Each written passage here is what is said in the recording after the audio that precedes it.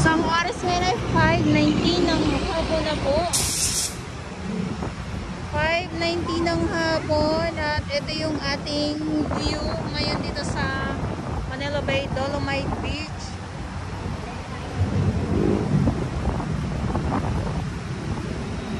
Muntik na ako malaglag kanina sa kuha ko na alanganin.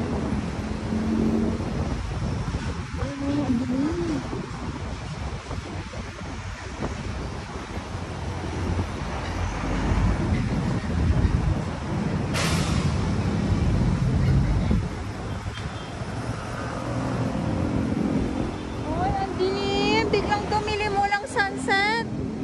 Ayaw ko na. Walang sunset.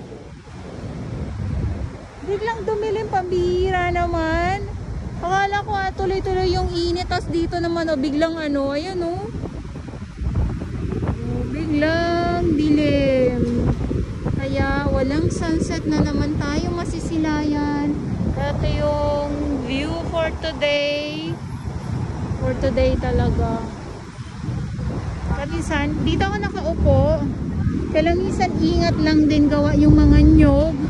Pwede tayong mabagsakan. Kaya ako pag umuupo dyan, tinitingnan ko talaga. Kasi baka mamaya biglang bumagsak sa akin, di ba? Yan ang nakakatakot. Ayan. So ito ay solar po yan.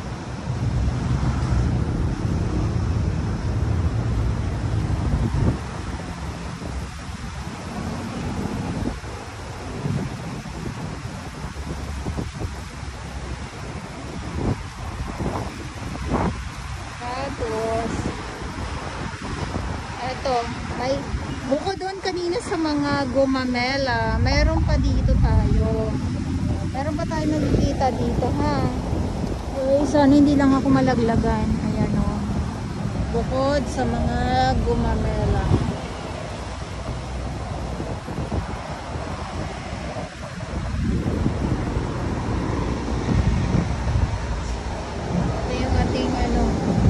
Ito yung ating view for today.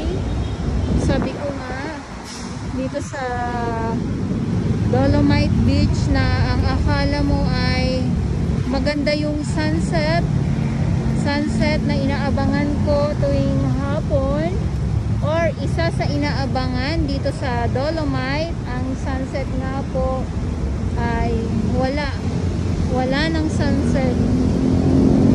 Kaya ako ay sabi ko hapon naman para makakuha ng sunset pag sa hapon. Kaya lang mali na naman tayo yung hapon na yan, yung hapon sumasablay talaga. Pero ang ganda ng ang ganda ng kalangitan natin. Ang ganda ng kalangitan dito sa Maynila. Tapos kung ganito ba naman yung view, ay naku. Basta ang alam ko, pag nasa isang lugar ka na mapuno, maraming mga halaman, maraming mga bulaklak na nakikita, tapos may dagat, nasa daming dagat ka, yung upo-upo ka na lang, ganyan, magmumuni-muni ka,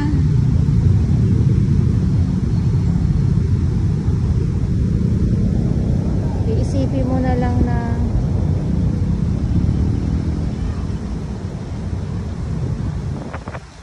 parang gusto kong mag-coffee, lalo na pag nasa tabing dagat ka. Ganun po, di ba? Sino nakakaisip ng mga ganyan na pag nasa tabing dagat ka, ang mo is gusto mong magkape. Magkape talaga, magkape.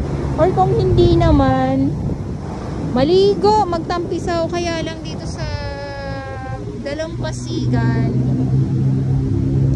ng Dolomite Beach dito sa Dolomite Beach ay bawal pong maligo. Ayan. Hindi pa po pwedeng paliguan itong Dolomite Beach sa mga hindi po nakakaalam.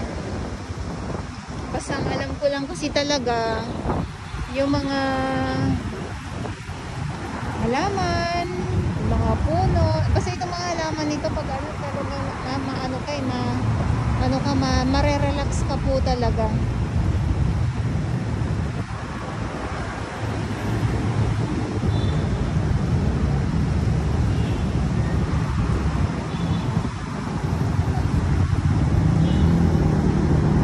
Ito solar po yan, tapos yung CCTV. So hanggang doon po lang.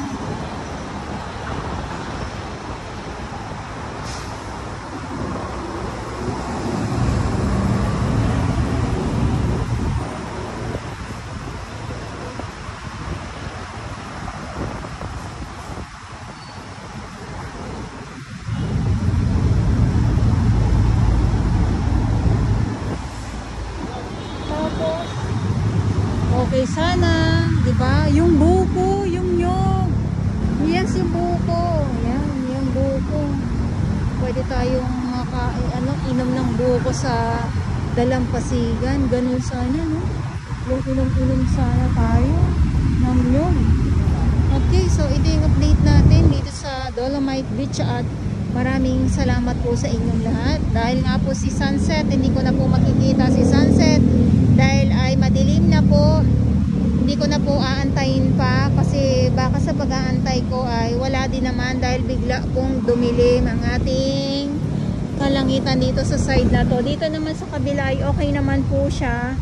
So hindi nakisama ngayong hapon sa akin itong sunset na inaabangan ko. Lagi na lang nabobokya ako ngayon sa sunset. Siyempre yung ating security guard, nandito yan sila, umulan, uminit, bumagyo. So sila yung nagbabantay dito araw-araw. At yung ating mga pulis natin. So maraming salamat po sa inyong lahat.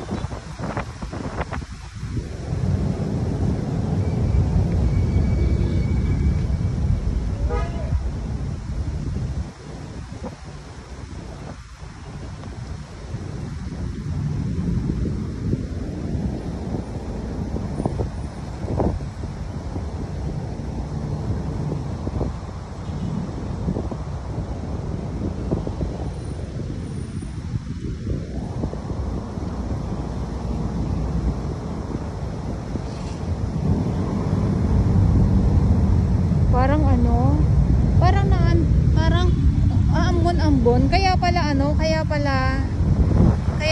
siya dumilim, gawa ng parang umaambon-ambon. Yes, bumabagsak ng ilan-ilan yung ambon po.